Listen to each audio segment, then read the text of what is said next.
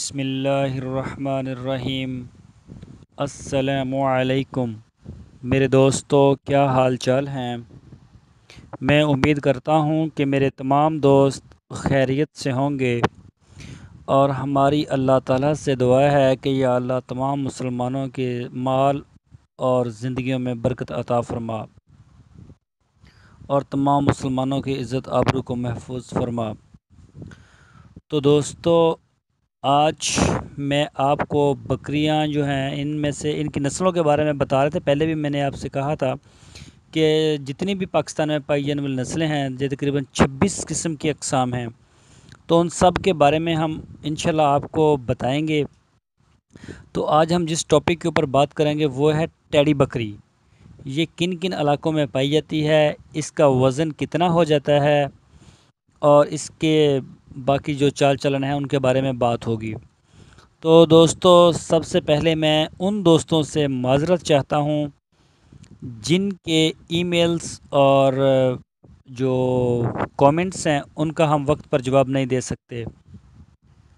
तो दोस्तों, मैं बिल्कुल माज़रत चाहता हूँ कि काफ़ी ज़्यादा तादाद में लोग ईमेल्स कर देते हैं और काफ़ी जो हैं वो कमेंट्स भी कर देते हैं, तो इस वजह से कुछ लोग रह भी जाते होंगे, लेकिन हमारी कोशिश होती है कि तमाम दोस्तों के साथ राब्ते में रहें।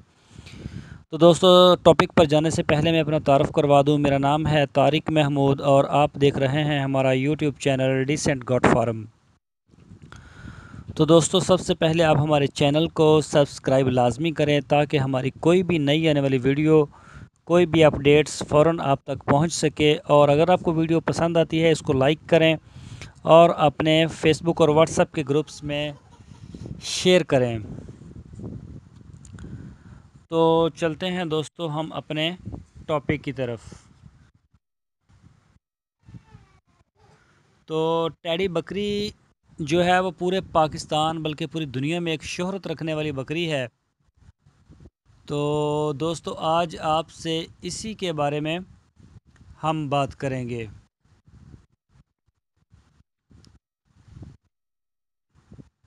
ये जो बकरी है टेडी, ये डेरा इस्माइल ख़ान, टांग, सरगोदा, मियांवाली, गुजरात, जेहलम, रावलपिंडी, आज़ाद कश्मीर और बहावलपुर, मुल्तान और विहाड़ी, तकरीबन पूरे पाकिस्तान में इस बकरी को पाला जा सकता है और इसको रखा जा सकता है। मौसम इसके लिए मौजू है। ये इतना ज़्यादा परेशान नहीं करती फार्मर को। तो दोस्तों, ये सारे पाकिस्तान में ही रखी जा सकती है। बकरों की ये जो किस्म है अपने छोटे कद और गुठी हुई जिसामत के बायस टेडी कहलाती है। इस नस्ल में सफ़ेद, दूधिया, खतई काले रंग के अलावा बाज़ जानवर चितकबरे भी होते हैं। छोटे नुकीले सींग, कान छोटे और कदरे नोकदार नाक इसकी चंद अहम अलामतें हैं। बालग नरों में अक्सर ठोड़ी के नीचे दाढ़ी भी निकल आती है। टेडी नस्ल की बकरियां साल में 2 मरतबा बच्चे पैदा करती हैं, जिनमें जुड़वा बच्चों की पैदाइश की जो शरह है वो 50% है, जबकि 3 बच्चों की पैदाइश की शरह 15% तक होती है।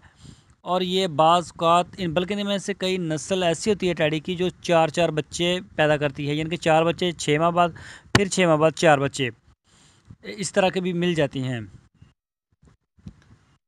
तो आम तौर पर इस नस्ल के बालग जानवर का वज़न औसतन 30 किलो तक हो जाता है। इसे गोश्त के लिए मौजू करार दिया जाता है। अलावा जी, अफजाइश नस्ल की सलाहियत ज़्यादा होने की वजह से बाज़ माहिरीन के नज़दीक मुख्तलिफ़ नस्लों के मिलाप से नई अक़साम हासिल करने के लिए टेडी बकरियां मौजू कैरियर का काम दे सकती हैं। तो दोस्तों, ये हर जगह पर जाके टम्परेचर को भी एडजस्ट कर लेती हैं और इनकी फीड का भी इतना ज़्यादा मसला नहीं होता। इन कोई नखरा नहीं होता इनका। जैसी भी आप इनको फीड दोगे तो ये फीड के ऊपर भी गुज़ारा करती है। और जो सबसे बड़ी और मज़े की बात है, आप इसको वनडे के ऊपर भी तैयार कर सकते हैं। ये इस काम के लिए पूरी दुनिया में इस बकरी को माना जाता है, बल्कि जो डेवलप्ड कंट्रीज़ हैं, तरक्की याफ्ता मुल्क हैं, उन ममालिक में इन बकरियों की गोश्त की कमी को पूरा करने के लिए बहुत बड़े बड़े फार्म हैं। इसको वो ब्रायलर गॉट फार्मिंग का भी नाम देते हैं। तो अगर आपने ब्रायलर गॉट फार्मिंग करनी है तो आपको टेडी बकरियों का इंतखाब करना पड़ेगा। और अगर या आप किसी ऐसे इलाके में रहते हैं यहाँ पर जो अच्छी और नस्ली बकरियाँ जो हैं वो ग्रोथ नहीं करती या प्रोडक्शन देने में नाकाम हैं या साल में बहुत कम देती हैं या अखराजात का कोई मसाइल हैं, तो उस जगह पर आप इन बकरियों को रख सकते हैं। ये बकरियां दूध भी तकरीबन ठीक दे देती हैं। इनके बच्चों का जो है अच्छा गुजारा हो जाता है। गोश्त की जो पैदावार है वो इसका तकरीबन 25 से 33 किलोग्राम तक जो है इनका वज़न चल जाता है नर का। तो ये जो है ये बच्चे सबसे ज़्यादा पैदा करने वाली नस्ल है। बाकी कोई बीतल नस्ल की हो, देहरादून पना हो, नाची हो, पहाड़ी हो, किसी भी किस्म की बकरी हो जो बड़ी बकरियों में शामिल होती हैं, तो उनकी जो बच्चे पैदा करने की सलाहियत है वो इतनी ज़्यादा नहीं होती। और फिर ये जब एक बार बच्चे पैदा कर देती हैं तो फिर उसके बाद फ़ौरन ये हीट में आ जाती हैं, तकरीबन 15 से 20 दिन के बाद, 1 महीने के अंदर अंदर। तो बहुत ज़्यादा टाइम की सेविंग होती है और ये बहुत जल्दी जो है आगे फिर नए सिरे से प्रेगनेंसी में चली जाती हैं। तो इस वजह से जो लोग होते हैं इन्हें फार्मिंग में या आम लोगों को जो जिन्होंने घर में रखे हुए हैं कोई 10-20 जानवर, उनके लिए इनमें बहुत आसानी होती है ताकि हर 6 माह के बाद इनके बच्चों को बेच देते हैं। तो दोस्तों, मैं उम्मीद करता हूँ कि आपको हमारी आज की जो वीडियो पसंद आई होगी। तो दोस्तों, अगर आपको हमारी वीडियो पसंद आई है तो इसको लाइक ज़रूर करें। और एक इतनी अच्छी मालूमात आपके साथ शेयर की है, लाइक तो वैसे भी एक बनता है हमारा। तो हमारी वीडियो के नीचे आप किसी भी किस्म के कमेंट्स करके हमसे किसी भी किस्म की मालूमात ले सकते हैं। डिस्क्रिप्शन में दिए गए ईमेल के ऊपर आप ईमेल कर सकते हैं। तो दोस्तों, हमारे चैनल को सब्सक्राइब लाजमी करें। तो फिर मिलेंगे आपको एक नई वीडियो के साथ। तब तक के लिए हम इजाज़त चाहते हैं। अल्लाह हाफिज़।